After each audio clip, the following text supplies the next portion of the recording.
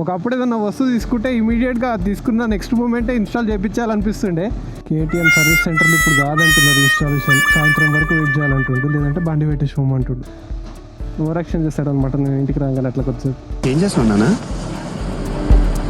ఏం చేస్తున్నావు?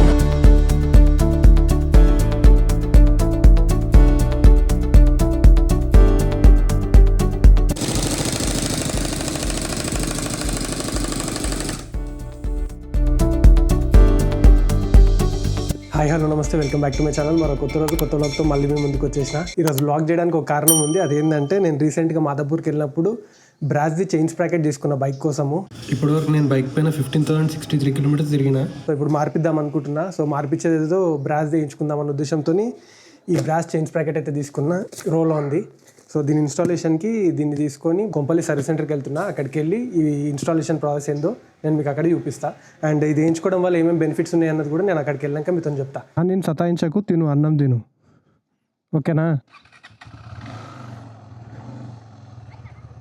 Bye bye. నేను వచ్చేటప్పుడే సర్వీస్ సెంటర్కి వెళ్ళి ఒకసారి కనుక్కొని వచ్చిన. ఈరోజు ఈ టైం వరకు వస్తా, ఇన్స్టాల్ చేస్తారా చేయరా అని. ఎందుకంటే నిన్న బండ్లు చాలా ఎక్కువ ఉండే. మళ్ళీ మనం అన్ని తీసుకొని పోయినాక వాళ్ళు చేయకపోతే ఇబ్బంది అవుతుంది కదా. అందుకని నిన్ననే కనుక్కొని వచ్చిన. చేస్తా అన్నాడు, ఈరోజు మార్నింగ్ రమ్మన్నాడు. అందుకే ఇప్పుడు పోతున్నా. నేను సండే వీడియోస్ తీస్తున్నా కానీ అవి ఎడిట్ చేసి అప్లోడ్ చేద్దామంటే టైం సరిపోతలేదు నాకు. ఇంతకుముందు ఇంత బిజీ ఉండేటోని కాదు, కొద్దిగా గొప్ప నాకు టైం దొరికేది. ఆ దొరికే టైంలో అప్పుడు ఒకటి వీడియో ఎడిట్ చేసి అప్లోడ్ చేస్తుండే. ఇప్పుడు అసలే టైం దొరకకుండా వర్క్లో చాలా బిజీ అయిపోయినా.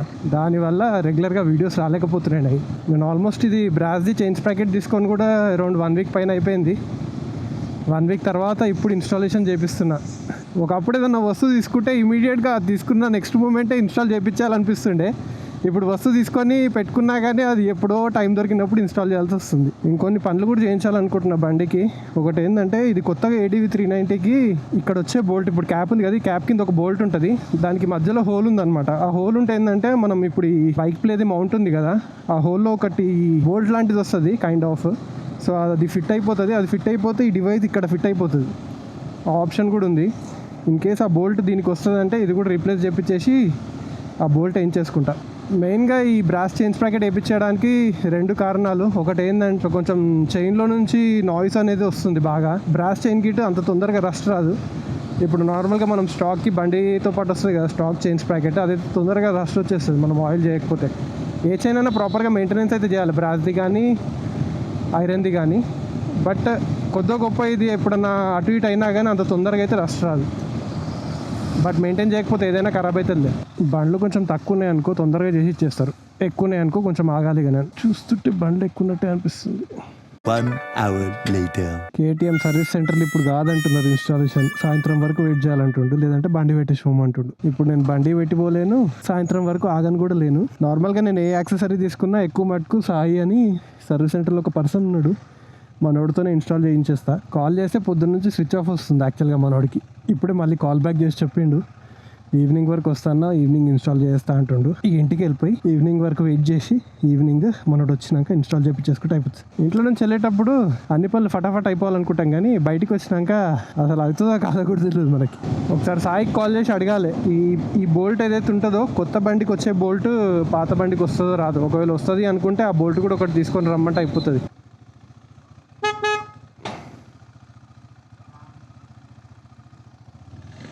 Thank you Sahan.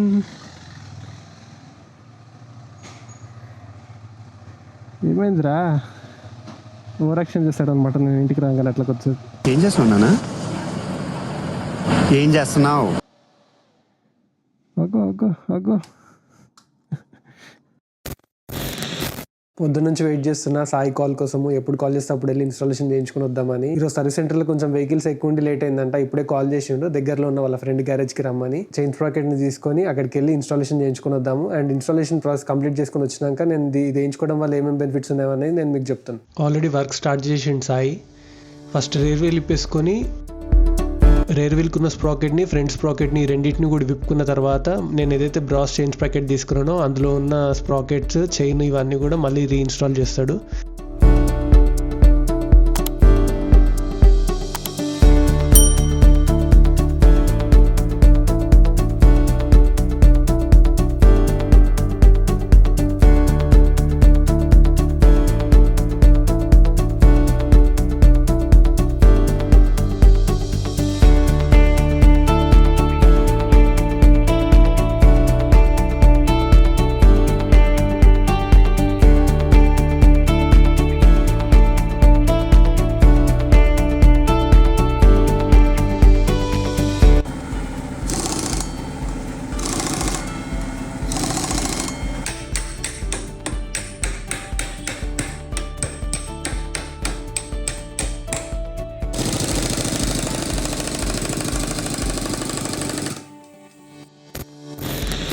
Installation process మీకు నచ్చింది అనుకుంటున్నా అండ్ మీకు హెల్ప్ అయిందని కూడా అనుకుంటున్నా. స్టాక్ చైన్తో మనం మెయిన్గా ఫేస్ చేసే ప్రాబ్లమ్ రస్ట్. ఆ రస్ట్ ఇష్యూ అనేది కంప్లీట్గా రిజాల్వ్ అయిపోతుంది. మనం అండ్ ఫ్రీక్వెంట్గా లూప్ చేయాల్సిన అవసరం కూడా ఉండదు. దీని మెయింటెనెన్స్ చాలా తక్కువ ఉంటుంది.